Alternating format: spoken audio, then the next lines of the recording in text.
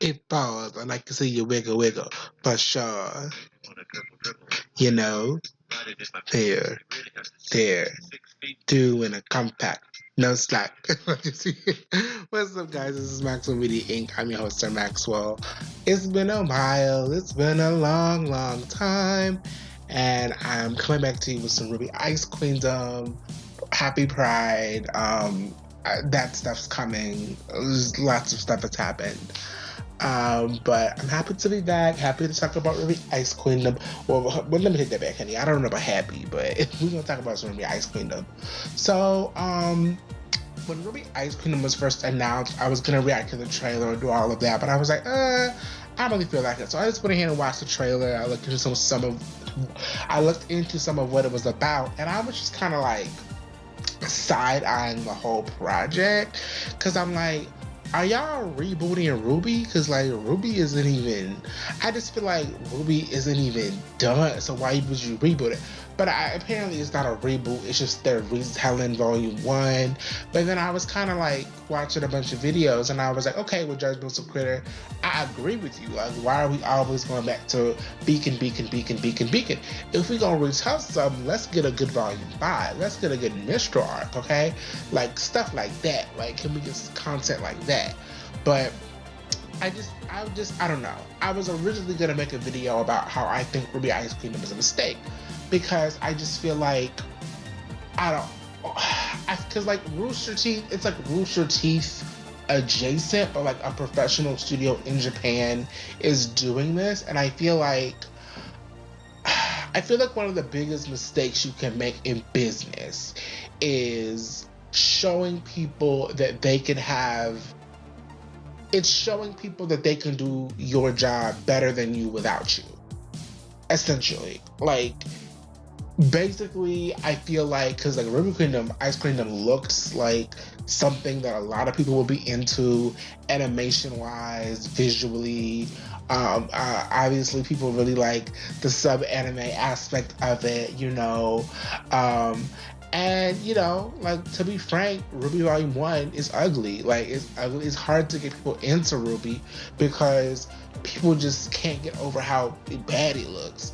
So, you know, even though I personally do like the 3D aspect of it, but a lot of people, that turns them off. So to see basically this prettier, sleeker, to some people better version of the first couple volumes of RWBY, it's like, okay, well, why do we need, let's cut out the middleman. Why do we need Rooster Teeth? Why do we need Miles and Carrie if we can just do all this ourselves? Why do we need the Rooster Teeth animators if we can just do it over here and do it better and make more money? So, you know, I just feel like that was just not a good look, just to have another company do your thing better. You know, if we've learned anything from the Wendy Williams show, or the demise of the Wendy Williams show, you need to know that you cannot show them that they can do it without you. So that was just me. That's just why I was apprehensive to RWBY Ice Queendom. And another reason is because I just feel like out of all the stuff we could get while we're waiting on Volume 9, I just feel like we could get some of those coffee books animated. We could get a Team Stark movie, a Team Stark show, something like that. Could we get something that we asked for? Because I was like, because in my head I was like, who asked for this? Like, who asked for this? But a lot of people were excited, because I know a lot of people have been very frustrated and disappointed with RWBY proper. So, you know, to have this new thing and, you know, it be presumably done better, I get how that is attractive to a lot of people. So I'm like, okay, let's just get into RWBY Ice Queendom. But I'm just like, because I'm talking to, you know, my friend Thomas about it, and he was like really hyped, really excited about it. And I'm just like, I don't know, because I just feel like can I really get into a RWBY reboot per se if RWBY isn't even done? Because I definitely feel like, I know they said there's going to be a limited series, but I have a feeling that if Ice Queendom gets enough traction, they're going to make Ice Queendom sort of like the new RWBY. I don't know. Maybe that's just me conspiracy theorying, but that's just what I think. And I especially feel like that's why they're trying to bury it, because can we get into how ghetto this release was for Ice Queendom? The release, I'm plugging Judgmental Critters video about Rooster Teeth and Ice Queendom and whatever, because the way they released it is so fucking ghetto. So they like earlier this year, like they dropped a trailer for it, okay, but then they're like, okay, well, summer 2022. I'm like, okay, cool. And then of course, the trailer dropped, but then like 2 weeks ago, like, hey, it's gonna drop around this day, and they said that I think they said it was gonna be around 8 a.m., something like that, honey. And we were gonna get it at the same time, and it was gonna be simulcast, it was gonna be all of that. But no, it dropped like hours later, I think 2 or 3 hours later for like us. I think no, because they were gonna put it on Crunchyroll. It was on Crunchyroll early, but then like everybody else who was gonna wait on Rooster Teeth first, we had to wait like hours, and it's like, why are we waiting hours? Like, isn't this a Rooster Teeth property? Shouldn't, if anything, y'all have it first? Like, that is just so ghetto to me. Like, why are y'all doing it like that? And then they're like, oh, sorry, it was harder than we thought. Like, and that sounds like some Rooster Teeth shit, because I feel like the company that did the Ice Queendom, they were not responsible for the English dub. I think that Rooster Teeth, correct me if I'm wrong, I think Rooster Teeth was responsible for the dub, and I'm assuming the dub is gonna have the same actors that are in RWBY proper, so Lindsay Jones, Aaron Zegg, Barbara Dunkelman, etc. And so I'm assuming that's them. That's why there's no dub right now. And I'm not a sub person. I know people who like anime that really good Southerners, and I'm not into sub, but I'm just not into sub. I don't like to read when I watch TV. I don't. I like to be able to look at my phone, have a little something to eat, sip a little drink, play a little game on my phone. I like to be able to multitask while I'm watching stuff or have someone in the background. So the fact that it's like I have to sit there and pay attention to every single word that's being said, that just gets on my nerves. It makes my ass itch. I'm not into it. So I was just like, ugh, sub. But then we don't even know when the dub is going to be out. So I'm like, I guess I better watch it so I can be able to talk about it with my friends. So I watched it. It took me like 3 or 4 days to get through it, because it's like, oh, I have to sit here and watch the dub and yada yada yada, blah blah blah blah. But it was just real annoying. I don't know, the way it came out, the fact that there's no dub right now. I don't like it. I don't like it at all. Again, I'm gonna plug Judgmental Critters video about it. One of my friends thinks they're low-key trying to bury it because they realize that RWBY Ice Queendom was good, and a lot of people don't think it's better than RWBY proper. So maybe they're trying to bury it. Maybe they don't want us to watch it, because it seems like they don't. Because even like the Twitter pages were early tweeting about it like that. It was weird. It was very, very weird. It's getting weird. But anyway, let's get into the story. So basically, it just kind of recaps Volume 1, the first 3 episodes. And to be honest, I don't think it did a good job. In my opinion, I don't think it did a great job. I think it started out really good. The first episode, I think, Red, White, Black, and Yellow, I liked that. I thought that was good.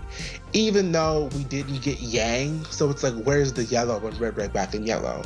I think they did the whole Ruby Torchwick thing really well, even though they took out the Cinder and Glinda fight, which I thought was really good, but like, why did they take it out? I'm not sure, but they took it out. It is what it is. I'm not really happy about that. Like, Cinder not having that fight was just annoying to me. But, my biggest issue with the episode was, like, the lack of the Yang Jr. stuff. Like, where was that at? Like, that was arguably, I know it's the red trailer, but arguably, the yellow trailer is better. So why we didn't get that, I don't really understand that, but whatever. So it's like the trailers, but like less flash. I feel like the only like a part of the episode that was like, it had the vibe of like the first trailer's cool factor, I guess the rule of cool, so to say, was the Weiss part. I feel like Weiss' stuff is going to be the most visually interesting because it's Ice Queendom. It's just like this little side story about Weiss and what she's going through. So like, I would still like the other characters to like have cool shit too. I mean, obviously Ruby's torture fight was cool. Blake and Adam stuff, it was visually, it looked nice. Visually in this animation, this art style was beautiful. Her purple highlights are beautiful. But it's like, girl, like, where was the, I don't know, just Black trailer part wasn't as cool as the original Black trailer, in my opinion. But then, like, immediately after that, she gets discovered. They go to Beacon. You know, Ozpin is talking with Ty. Ty is more present. I do like that Ty is there more. It feels like, you know, they are a family unit. You know, so I do like that. I do think that's cool. And then they immediately go to Beacon, and like, this is the problem I have with the show. I feel like a lot of things are just kind of rushed because like they get to like the plane, and it's like, I do like that like there are no shadow people. I mean, you could pass it off as an artistic thing in like the original show, but let's be real, the girls were broke. They ain't had no money. But here, it's like, okay, they're not colorful, but at least they're people. And, you know, obviously we've seen Team Juniper, yada, yada, yada. Everybody's sort of meeting and interacting. And I feel like this makes more sense that everyone's all there. Because it's like, in the original show, it's like, why didn't we see Pyrrha or them on the plane or whatever? But everything just feels so rushed, and it just feels like the intimate moments. Like I like the moment when John first meets Ruby, and he's like, "Hi, my name's John. I'm John," or whatever. He's standing over her, and it's so cute. And they're walking, and they're talking about being awkward, and, you know, weapons, and my great-great-grandfather fought in the war, etc. Just little scenes like that just make me, you know, be like, oh, okay. Like, I'm sort of getting to know these characters, or Ruby freaking out about the weapons, or just little nuances and little things like that I thought were cute, or like the intimate stuff of like the sleepover, and, you know, they've had a long day, and Ruby's wondering if she's gonna make any friends, and, you know, they go over to Blake, and she's with a little camera opera and her little cute PJs. Stuff, I miss that. Like, I miss that. And I know I have to let some of that go to enjoy Ice Queendom, and I know that the idea was to cut off the unnecessary fat to get to the story they wanted to tell, but I really miss those intimate moments of getting to know the characters. And I feel like they're really coasting on the fact that like the fans who are watching this, we already know. But let's say someone has never really watched OG RWBY before, I feel like they won't really get the gist of the characters the way we got it back in Volume 1. Now, someone argued that Volume 1 didn't do a good job of characterization, and they're not completely wrong, but I feel like it did set up what they were going to be for that volume. And I don't think Ice Queendom even did as good of a job at that, in my opinion, you know, because it's just like all those little moments. But like, again, with Weiss in her little trailer part of the episode, it was like, that was good, and we did get like more of who she was in that. But like, everybody else, I don't know. I did like the scene of Ruby at the Summer Rose's grave. I did like that. But it's like, still, her getting acquainted with the other characters, I feel like could have been better. I just feel like there was a lot of things that we just cut that I just feel like y'all didn't really need to cut. Or if y'all were going to cut it, y'all should have redone it. Y'all should have redone something like that. Like the locker room scene with Pyrrha and Weiss. I thought that was better. I thought that was actually better than the original, the way they handled that. I like that scene.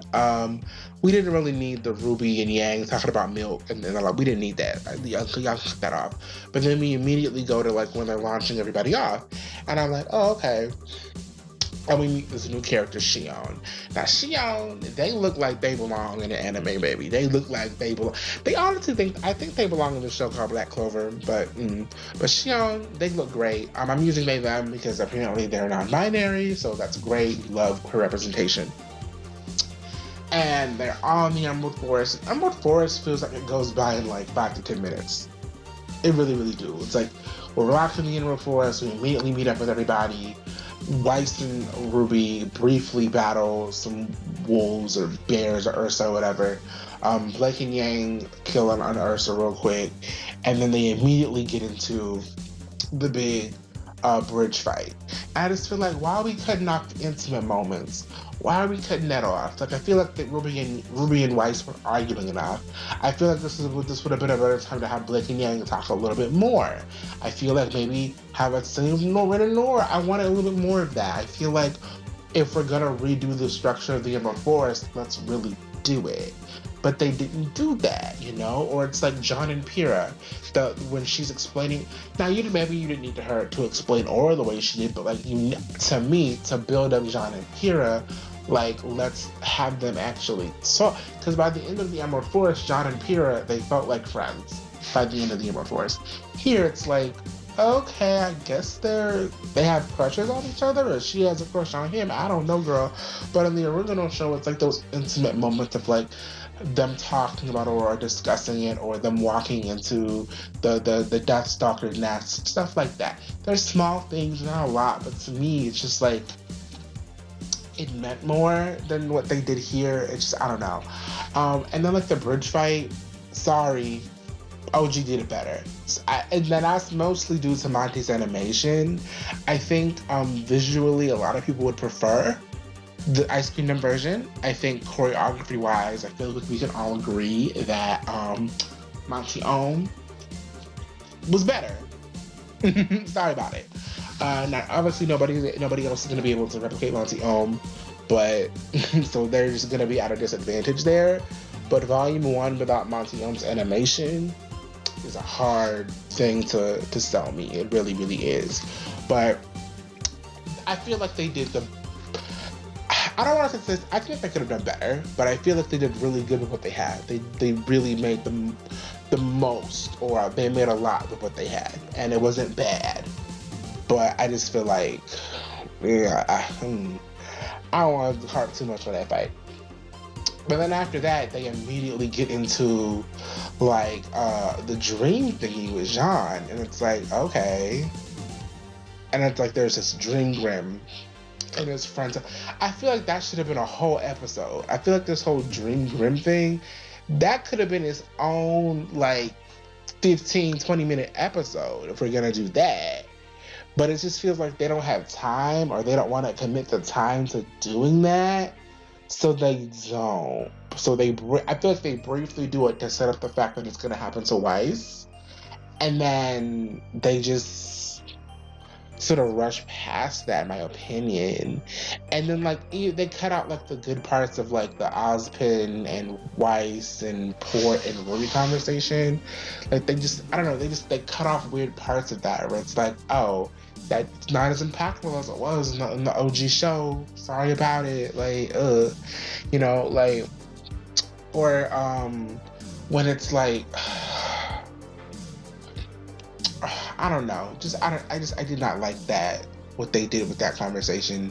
Because again, it just goes back to they're trying to cut off that to get to what they want to do, but they're cutting off parts that are like good. So it sort of leaves you with like this hollow feeling.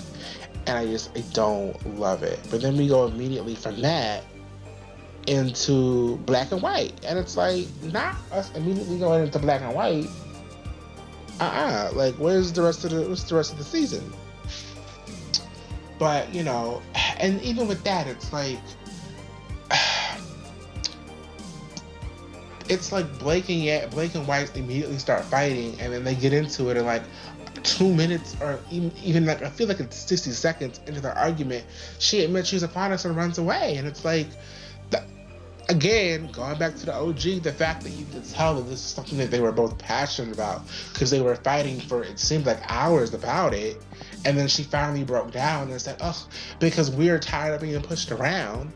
Like, that was impactful. But this just sort of like, she kind of revealed all of this out of nowhere. It just seemed very contrived. Like, out of nowhere, she just went off.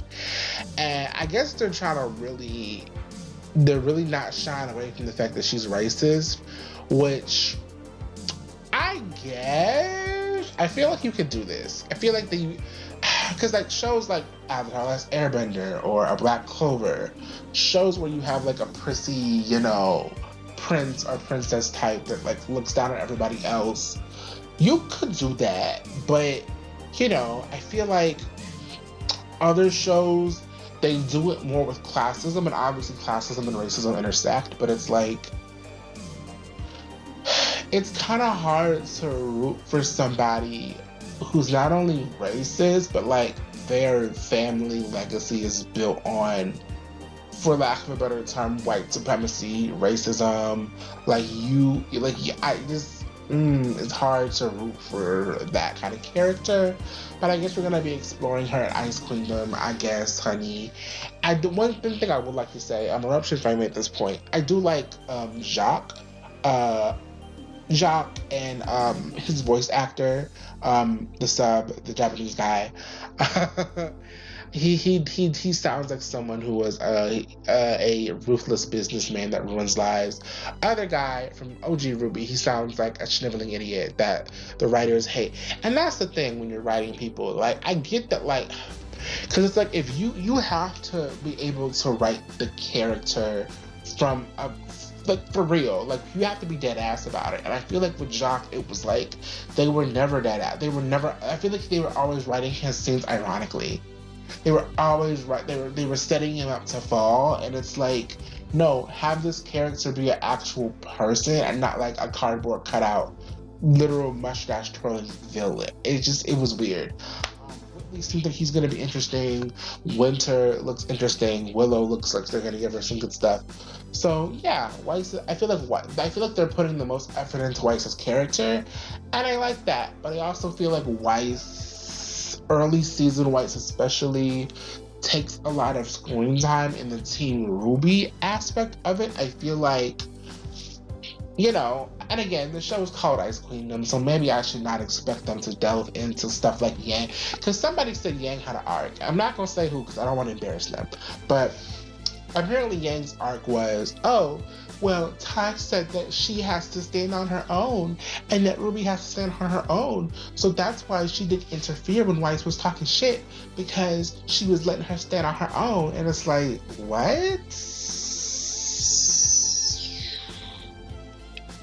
What? It's like, what? Like, that's not even an arc. It's like, her dad told her to do something, and like, you interpret her doing it because Blake told her to fight her own back. I guess, girl, I guess. Sure. They didn't really do a lot with that. Blake and Yang are kind of like to the wayside. Not really much to do with them. Not much story. I feel like this is going to be the Weiss show. And I like Weiss, but I like volume, 6, 7, 8 Weiss, volume 4 Weiss, volume 5 Weiss. 1, 2, 3 Weiss, I don't know about her. She wasn't great to me.